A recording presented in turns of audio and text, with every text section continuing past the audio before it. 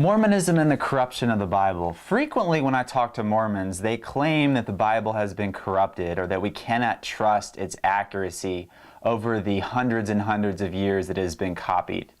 The 8th article of faith in Mormonism states the following, quote, "We believe the Bible to be the Word of God as far as it is translated correctly." Also, Mormons frequently claim that many, quote, "plain and precious truths have been removed from the Bible."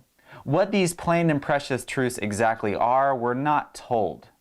So in response to this bold Mormon claim, we need to take into consideration a couple facts. First of all, there is substantial historical evidence which demonstrates the reliability of both the Old and New Testament texts. The Dead Sea Scrolls demonstrate that for over 1,000 years, the Old Testament was preserved with a remarkable degree of precision. We in fact have over 10,000 Old Testament manuscripts.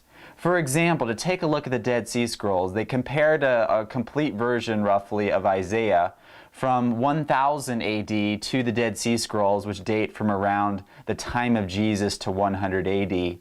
And they found that comparing those two complete books, there was only approximately like 13 variations in the text. And there was only one change that really had any major importance, and it didn't even affect any doctrine at all. So in over 1,000 years of copying, the Hebrews preserved their text with a remarkable degree of precision. Now, regarding the New Testament, the degree of precision is remarkable also.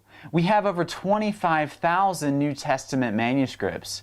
The earliest New Testament manuscripts come from within 30 years after the last book was written.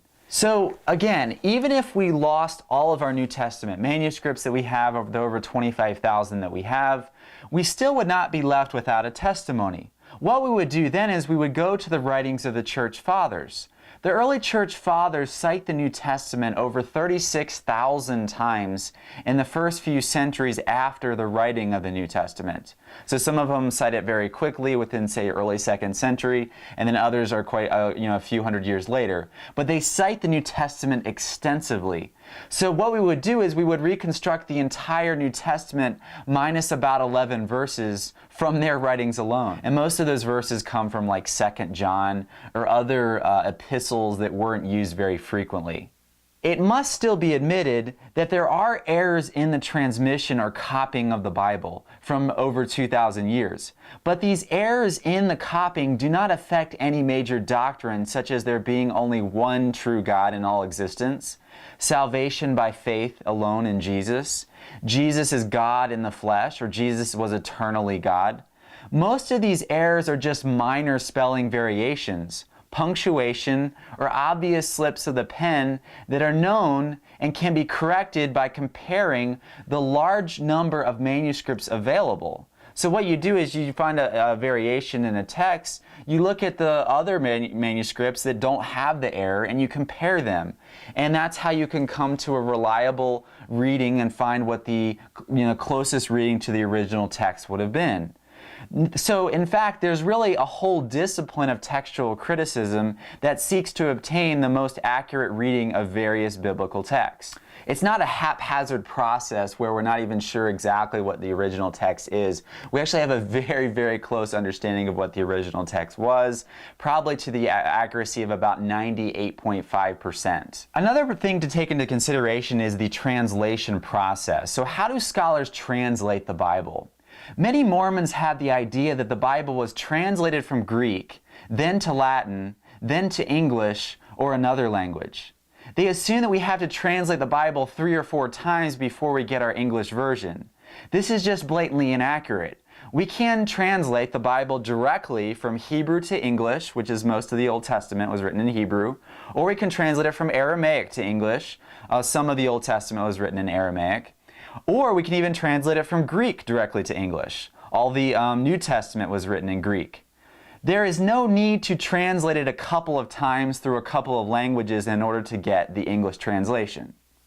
Also, another thing to take into consideration is the meaning of plain and precious truths, which these Mormons claim were removed from the New Testament. What are these plain and precious truths? It is easy to make the claim that the Bible was intentionally corrupted and major doctrines were removed. However, for the Mormon, what evidence is there that any plain and precious truths were removed? Where in any of the ancient manuscript copies of the New Testament or Old Testament do we find the notion, any of these following notions? First, the idea that Jesus was the spirit brother of Satan. Or second, that God the Father was once a man who attained godhood. Or three, that God the Father was once possibly unholy and a sinner. Or fourth, God the Father had a father before him. Or fifth, humans are pre-existent intelligences who can become gods of their own planet just like God the Father. Or sixth, God the Father is just the God of this world, and there are other true gods for other people elsewhere out there to worship. And seventh, where is there evidence in manuscript copies for an ordained Aaronic or Melchizedek priesthood authority? Again, we don't find these teachings in any of our New Testament manuscripts, any of the 25,000 that we have. Now, some Mormons may claim, well, there must have been a conspiracy by the church to corrupt it so extensively that they somehow corrupted all these 25,000 manuscripts. Well, you have to understand that during the early copying of the New Testament, there wasn't a Catholic church that existed at that time who had control over the vast reaches of the Roman Empire. In fact, sometimes the copying of the New Testament was a bit chaotic at times. They preserved the text accurately, but one text would be copying in one location and another text would be copying in another location. So there wasn't this, hey, let's get a version of the Bible that we want to agree with our doctrines. In fact, that just wasn't the way it happened. There's numerous texts from diverse locations in diverse languages, and they agree substantially and remarkably.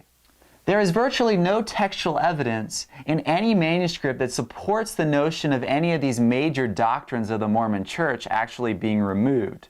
So for the Mormon to claim that these plain and precious truths, whatever they may be, were removed from the Bible in the older New Testaments, he actually bears the burden of proof.